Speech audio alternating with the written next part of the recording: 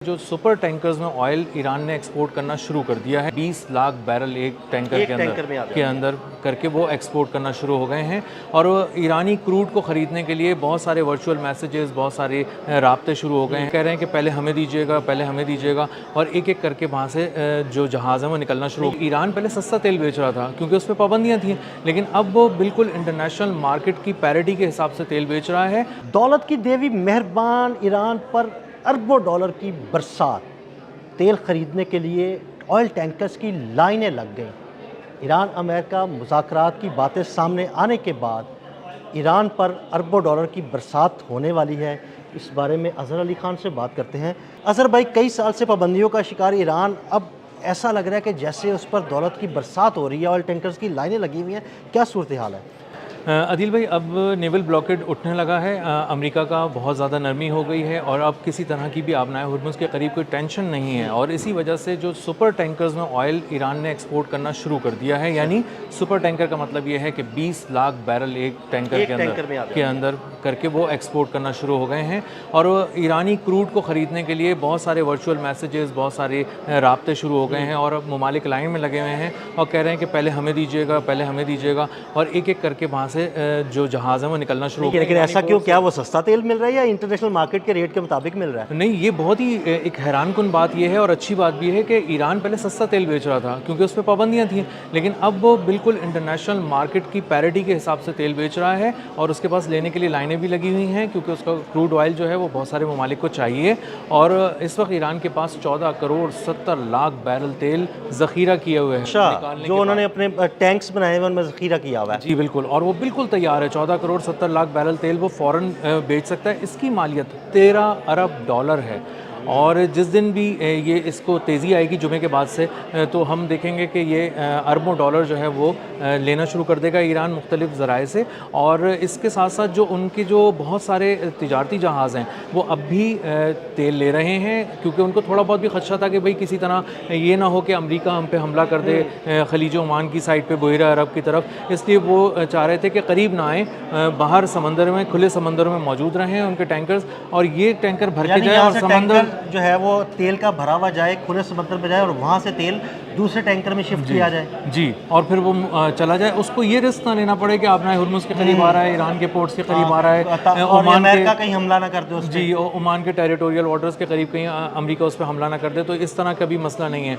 और अरबों डॉलर इसलिए भी अब ज़्यादा आने वाले हैं ईरान के पास क्योंकि ईरान जब जुमे से ये सारी चीज़ें शुरू करेगा और उस पर पाबंदियाँ उठ जाएंगी तो बैंकिंग चैनल्स खुल जाएंगे, पेमेंट्स की अदायगी बहुत आसान हो जाएगी, इंश्योरेंस कवर मिलना शुरू हो जाएगा। अब किसी जहाज़ को कोई ख़तरा नहीं होगा ईरान की तरफ जाते हुए, और इंश्योरेंस कंपनी कहेंगी कि तुम बेफिक्र होकर चले जाओ, अगर कोई नुकसान होता भी है तो हम देख लेंगे, क्योंकि वो इंश्योरेंस कंपनी उसी सूरत उसको ओके करेंगी जब ईरान की तरफ से भी देख लेंगी और जब अमेरिका की तरफ से भी देख लेंगी। तो ये एक बहुत ही ज़बरदस्त मूव है जो ईरान के हक़ में है। इसलिए भी हक़ में है कि ईरान अपनी मर्ज़ी की करेंसी में ये पैसे वसूल कर रहा है अब भी और आगे भी करेगा। पहले तो ईरान ब्लैक मार्केट में बड़े सस्ते दामों तेल बेच रहा था ना, अब तो अगर इंटरनेशनल मार्केट में जो ओपन रेट चल रहा है उसके मुताबिक ईरान तेल बेचेगा तो बड़ा आसान भी हो जाएगा और उससे बहुत सारा रेवेन्यू भी इकट्ठा होगा। जी भाई, पाबंदियों की वजह से ईरान मजबूर था कि वो सस्ते दामों अपना क्रूड ऑयल बेचे, और वो इस तरह से उसकी आप अंदाज़ा कर लें कि जब तकरीबन $80 फ़ी बैरल के हिसाब से इंटरनेशनल प्राइस थी क्रूड ऑयल की,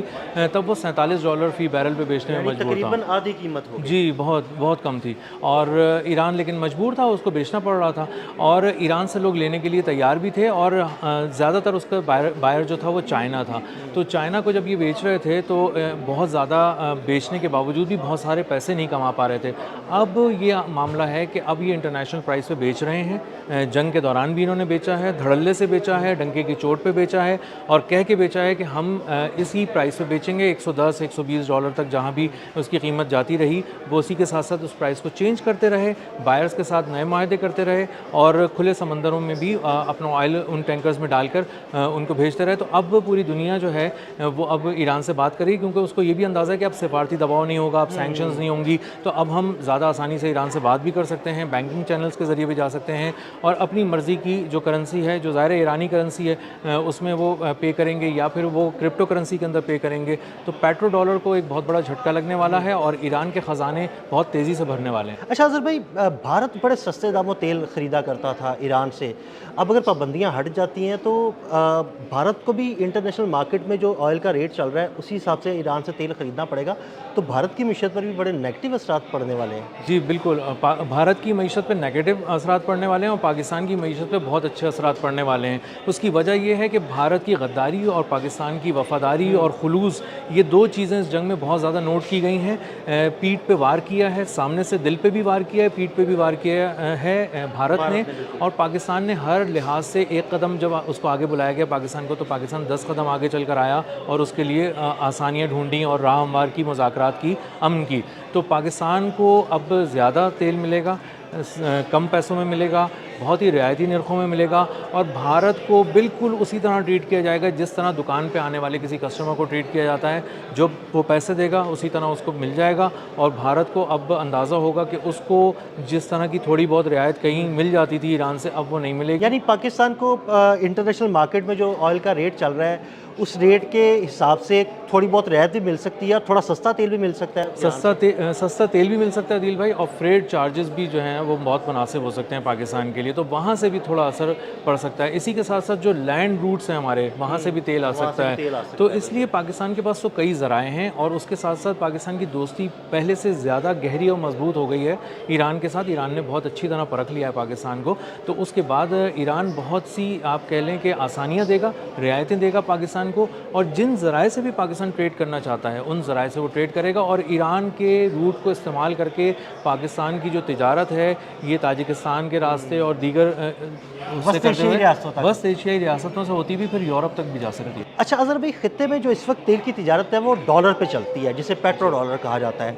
तो क्या ईरान ऐसा कर सकता है कि वो पेट्रो डॉलर की बजाय पेट्रो युआन ले आए और युआन में तेल की तिजारत हो, और अगर ऐसा होता है तो पेट्रो डॉलर पर क्या असरात मुरतब हो सकते हैं? अदील भाई, इस तरह की सारी आजमाइशें और मशक़ें जो है ना वो इस जंग के दौरान ईरान ने कर ली हैं।